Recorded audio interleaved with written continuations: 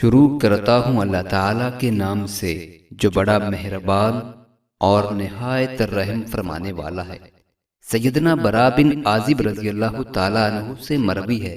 کہ رسول اللہ صلی اللہ علیہ وآلہ وسلم نے فرمایا، جس نے چاندی کا عطیہ دیا یا دودھ کا عطیہ دیا یا کسی کو راستے کی رہنمائی کر دی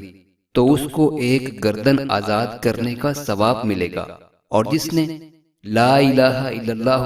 وحدہ لا شریک لہ لہ الملک ولہ الحمد وہو علی کل شیء قدیر کہا، وہ بھی ایک گردن آزاد کرنے والے کی طرح ہوگا۔ سیدنا ابو ہریرہ رضی اللہ تعالیٰ عنہ سے مروی ہے، وہ کہتے ہیں کہ میں نے نبی کریم صلی اللہ علیہ وآلہ وسلم سے کہا، روز قیامت کون لوگ آپ کی سفارش کے زیادہ مستحق ہوں گے؟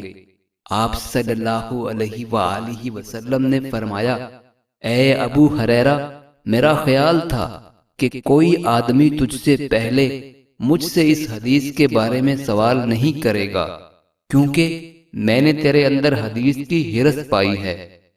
قیامت کے دن میری سفارش کا سب سے زیادہ مستحق وہ شخص ہوگا جو اپنی طرف سے اور خلوص کے ساتھ لا الہ الا اللہ کہے گا۔ سیدنا ابو ایوب رضی اللہ تعالیٰ عنہ سے مروی ہے کہ نوف اور سیدنا عبداللہ بن عمر رضی اللہ تعالیٰ عنہ دونوں جمع ہوئے۔ نوف نے کہا، اگر آسمانوں، زمینوں اور ان کے درمیان والی مخلوقات کو ایک ترازو کے ایک پلڑے میں رکھا جائے اور لا الہ الا اللہ کو دوسرے پلڑے میں، تو دوسرا پلڑا بھاری ہو جائے گا، اور اگر آسمان، زمین اور ان کے درمیان والی مخلوق کو لوہے کی تہ بنا دیا جائے اور اس پر لا الہ الا اللہ کو رکھ دیا جائے تو یہ کلمہ اس میں سوراخ کر کے اللہ تعالیٰ کے پاس پہنچ جائے گا۔ ثابت کہتے ہیں کہ شام کے ایک باشندے نے ہمیں بیان کیا، وہ آدمی سیدنا عبداللہ بن عمر بن عاص رضی اللہ تعالیٰ عنہ کے ساتھ رہتا اور ان کی باتیں سنتا تھا۔ وہ کہتا ہے، ایک میں ان کے ساتھ تھا کہ وہ نوف کو ملے۔ نوف نے کہا، ہمیں یہ بات بتلائی گئی ہے کہ اللہ تعالیٰ نے فرشتوں سے کہا، میرے لیے میرے بندوں کو بلاؤ۔